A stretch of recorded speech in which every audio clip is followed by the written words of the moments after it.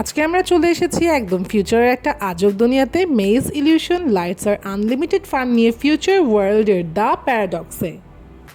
Everyone, আজকে আমি আমার ফ্যামিলি সহ আমরা একটু বাইরে হ্যাং আউট করতে যাচ্ছি। মাম্মি, তার সাথে আছে আমার হাজব্যান্ড, আর আমার বাবা হচ্ছে নিচে অলরেডি হচ্ছে গাড়িটা স্টার্ট করতে গিয়েছে। তো আজকে আমরা কোথায় কোথায় যাবো আমাদের ফুল ব্লগে দেখাবো। তো আমরা লিফটে করে নিচে নেমে যাচ্ছি, নিচে নেমে গাড়িতে উঠবো। গাড়িতে উঠে তারপর আমরা প্রথমে যাব হচ্ছে যমুনা ফিউচার পার্কে। ওখানে একটা নাইস একটা মেজ ওয়ার্ল্ড আছে, তো ওগুলো আপনাদেরকে দেখাবো। আজকের ব্লগটা হতে যাচ্ছে অনেক বেশি ইন্টারেস্টিং, কারণ আমরা ফুল ফ্যামিলি নিয়ে চলে যাচ্ছি যমুনা ফিউচার পার্কের future world the paradox maize explore করতে।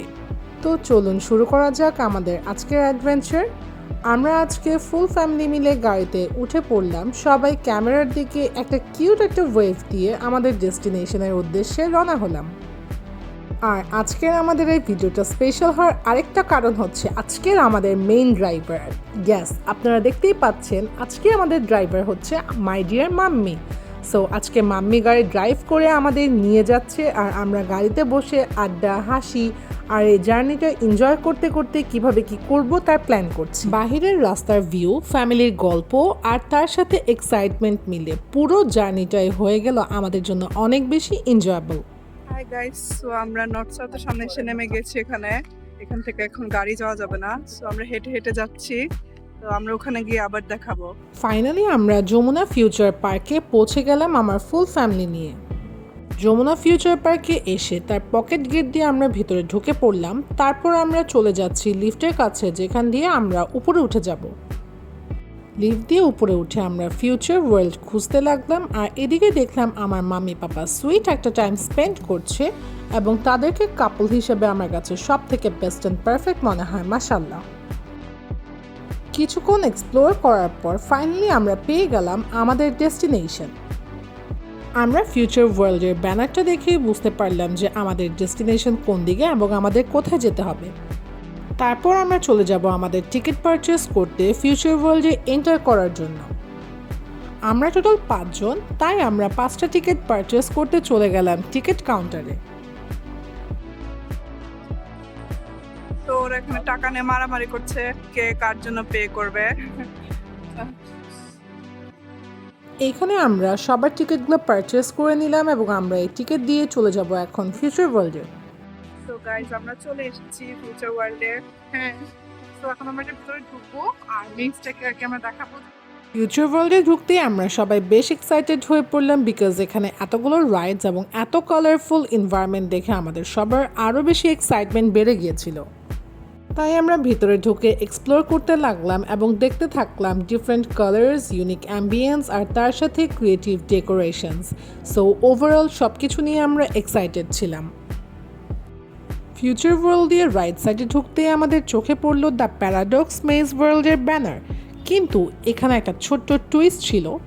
সো আমরা যেটা জানতে পারলাম সেটা হচ্ছে মেজে ঢুকতে হলে আবার আলাদা করে আমাদের 250 টাকা করে টিকিট নিতে হবে। তাই আমি, আমার হাজব্যান্ড আর মাম্মি মিলে টিকিট পারচেস করতে গেলাম। টিকিট নিয়ে এক্সাইটেড হয়ে গেলাম, আর তার সাথে সাথে আমরা দেখতে লাগলাম যে আশেপাশে আর কি হচ্ছে, কি আছে। আর যেহেতু আমরা 5 জন ছিলাম, তাই আবারও টিকিট কাউন্টার থেকে আমরা 5টা টিকিট পারচেস করে নিলাম আমাদের সবার জন্য, বিকজ আমরা সবাই সুপার এক্সাইটেড ছিলাম এই মেজ ওয়ার্ল্ডটা দেখার জন্য যে কেমন হয়। তারপর আমি, আমার হাজব্যান্ড, আম্মু আব্বু আর আমার ছোট বোন মিলে দ্য প্যারাডক্সের গেটের ভিতর দিয়ে ঢুকে এন্ট্রি করলাম। ভিতরে ঢুকতেই এমপ্লয়িজদের ওয়ার্ম ওয়েলকাম পেলাম। তারা আমাদেরকে সব রুলস এবং ইনস্ট্রাকশন ভালো করে বুঝিয়ে দিয়েছিল কিভাবে কি করতে হবে।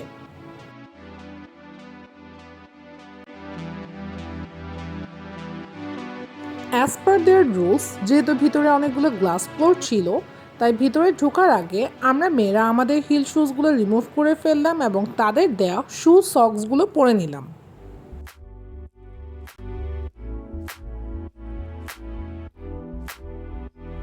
এই মোমেন্টটা সেলিব্রেট করার জন্য আমরা সবাই মিলে ফ্যামিলি টুইনিং ফটো সেশন করে নিলাম।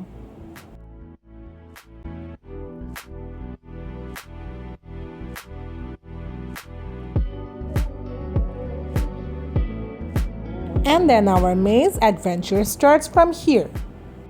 মেজে ঢুকতেই মনে হলো আমরা অন্য একটা দুনিয়াতে চলে এসেছি। চারদিকে কালারফুল লাইটস, অ্যামেজিং ডেকোরেশন আর গ্লাসের রিফ্লেকশন দেখে লিটারালি মনে হচ্ছিল আমরা নিজেদেরকে একদম টোটালি হারিয়ে ফেলছি।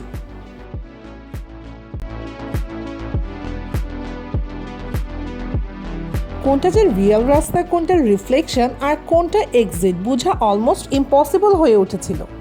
প্রথম থেকে আমরা সবাই গ্লাসে ধাক্কা খেতে শুরু করলাম। এইটা ছিল একটা ফান পার্ট। একবার মনে হচ্ছে এইদিকে যাব, আবার অন্য সময় মনে হচ্ছে না না না অন্য দিকে যাব।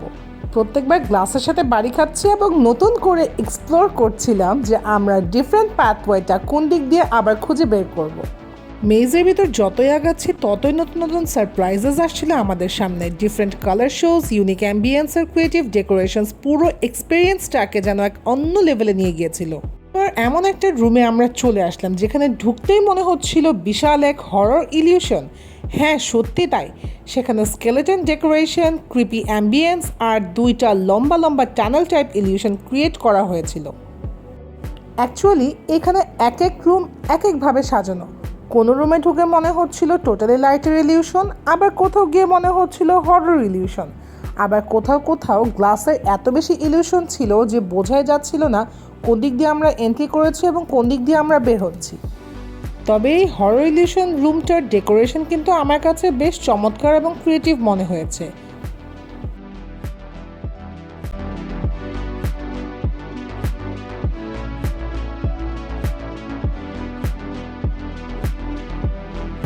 এরপর আমরা চলে আসলাম একটা অ্যাস্থেটিক লাইট রুম, যেখানে ছিল বিভিন্ন কালার্সের শেডস মিলানো অসাধারণ এনভায়রনমেন্ট ক্রিয়েট করা। সো আমরা লাইটসগুলো একটু টাচ করে করে দেখছিলাম আর পুরো ফ্যামিলি মিলে এনজয় করছিলাম। আমার কাছে খুব দারুণ লাগছিল, সাথে আমার ফ্যামিলিও সবাই খুব এনজয় করছিল। এবং সত্যি বলতে ফ্যামিলি নিয়ে কোয়ালিটি টাইম স্পেন্ড করার জন্য এই প্লেসটা হচ্ছে পারফেক্ট একটা প্লেস। যাদের বেবি আছে তারাও কিন্তু এখানে অনেক এনজয় করতে পারবেন বলে আমার কাছে মনে হয়। এখানে আমরা কালার শেডসের এই রুমটা এত সুন্দরভাবে এনজয় করছিলাম, এখানে মনে হচ্ছিল যেন কালার্সের ছড়াছড়ি, কালার যেন শেষই হচ্ছে না। এক এক লাইটস এক এক কালারের, দেখতেও খুব দারুণ লাগছিল, তার সাথে আমরা সবাই বেশ এনজয় করছিলাম।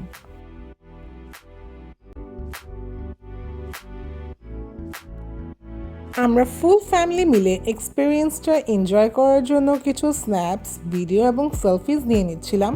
এবং সব থেকে ভালো লাগছিল এটা দেখে যে অ্যাকচুয়ালি আমার ফ্যামিলি এই প্লেসটাতে এসে খুব এনজয় করছিল, specially my mom, dad, my younger sister. So আমার কাছে এই ব্যাপারটা খুবই ভালো লেগেছে। সো আজকে আমি আমার ফ্যামিলি নিয়ে এসে আমার কাছে খুবই সার্থক মনে হচ্ছে। ও আপনারাও কিন্তু চাইলে আপনাদের ফ্যামিলি মেম্বার্স নিয়ে এখানে এসে দিনটাকে আপনাদের জন্য এনজয়েবল এবং মেমোরেবল করে তুলতে পারেন।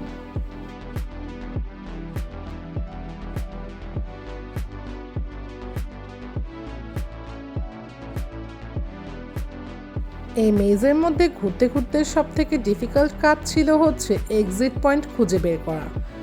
এক্সিট পয়েন্ট খুঁজতে যে কতবার যে আমরা গ্লাসের সাথে ধাক্কা খেয়েছি এবং কনফিউজড হয়েছি তার কোনো হিসাব নেই। কোনটা গ্লাস আর কোনটা রাস্তা বুঝতে বুঝতে আমাদের তো অবস্থা নাজেহাল হয়ে গিয়েছিল, কিন্তু যতই কনফিউজড হচ্ছিলাম ততই আসলে মজা পাচ্ছিলাম। এই ফানটাকে এক্সপ্লোর করতে হলে আপনাদের চলে আসতে হবে দ্য প্যারাডক্সে, বিকজ আজকে আমি আমার ফ্যামিলি নিয়ে যত ফান করেছি সারাদিনে, সো আমি সবাইকে অবশ্যই রেকমেন্ড করবো ফ্যামিলি নিয়ে আসার জন্য। দেখেন আমরা কি এক্সপ্লোর করেছি পিছনে। এখানে আমরা চলে এসেছিলাম একটা অ্যাস্থেটিক লাইট বল রুমে, যেখানে ডিফারেন্ট ডিফারেন্ট কালারের লাইটস বল দিয়ে পুরো রুমটাকে ডেকোরেট করা হয়েছিল। মেজের এই কর্নারটায় তাসকার দিয়ে ক্রিয়েটিভভাবে ডেকোরেট করা হয়েছিল।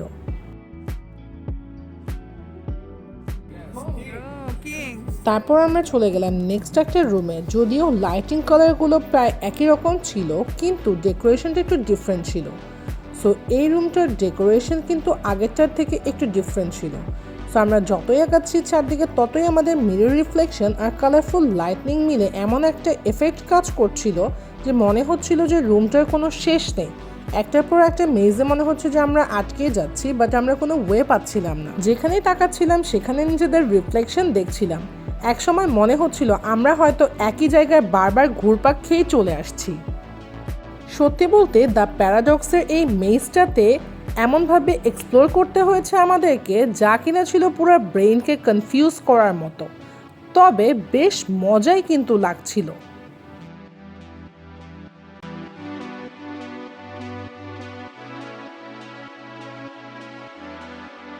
সবচেয়ে মজা লাগছিল আমার আম্মু আব্বু আর ছোটো বোনকেও আমাদের মতোই কনফিউজড হয়ে যেতে দেখে। সবাই মিলে এক্সিট পয়েন্ট খুঁজতে গিয়ে এমন অবস্থা হয়েছিল যে কেউ কেউ বুঝতে পারছিলাম না কোনটা রিয়েল আর কোনটা গ্লাস। কেউ একদিকে যাচ্ছে তো কেউ আবার অন্যদিকে যাচ্ছি। এইবার কিছুক্ষণ পর দেখা যাচ্ছে সবাই মিলে আবার একই জায়গায় ফিরে এসেছি।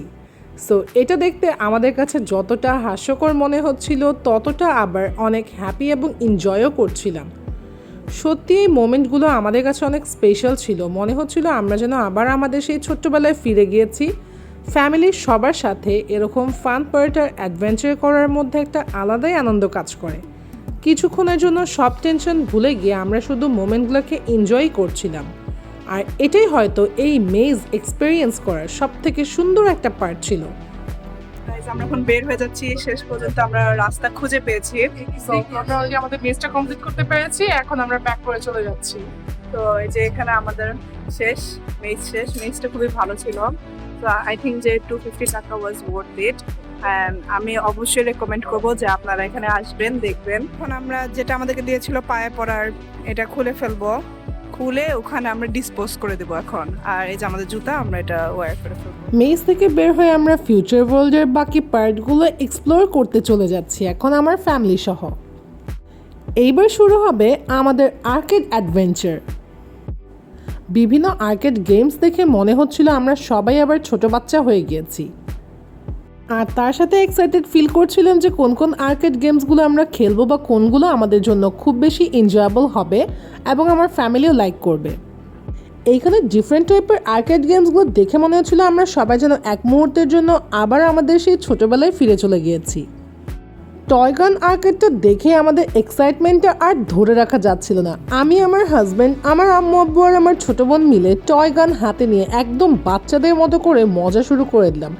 কে কাকে আগে টার্গেট করব, কে বেশি স্কোর করবে, এই নিয়ে চলছিল আমাদের মধ্যে একটা ফ্রেন্ডলি কম্পিটিশন।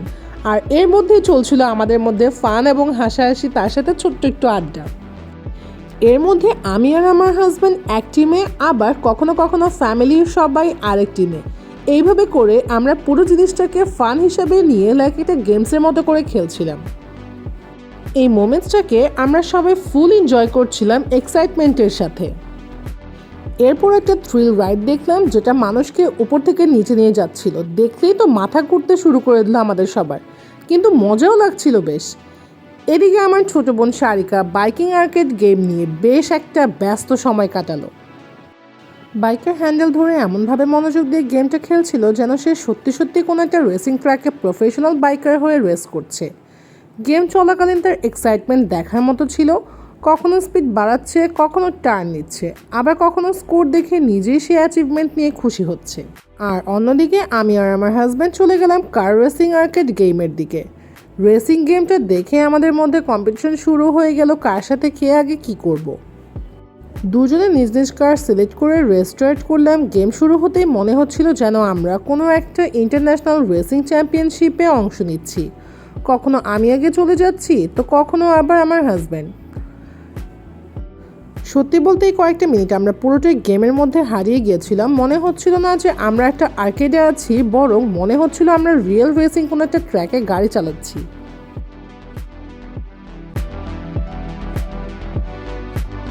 তারপর আমরা বাস্কেটবল গেমের টিকিট পারচেস করতে চলে গেলাম। এদিকে আমার হাজব্যান্ড টিকিট পারচেস করে সেটা দিয়ে কয়েন নিয়ে নিল। আমাদের টোটাল 4টা কয়েন লাগবে, সো আমরা 4টা কয়েন অনুযায়ী আমরা পারচেস করে নিলাম। বাস্কেটবল আর্কেডটা দেখে আমাদের সবার মধ্যে আলাদা একটা এক্সাইটমেন্ট কাজ করছিল। তাই আর দেরি না করে আমি আর আমার হাজব্যান্ড মিলে কয়েনগুলো নিয়ে চলে আসলাম ফ্যামিলির সাথে একটা চ্যালেঞ্জ নিয়ে এইটাতে অংশগ্রহণ করার জন্য। আমি আমার হাজব্যান্ড মিলে আগে গেলাম বাস্কেটবল আর্কেডের দিকে। সো আমি কয়েন ইনসার্ট করে নিচ্ছি আমাদের গেম স্টার্ট হওয়ার জন্য।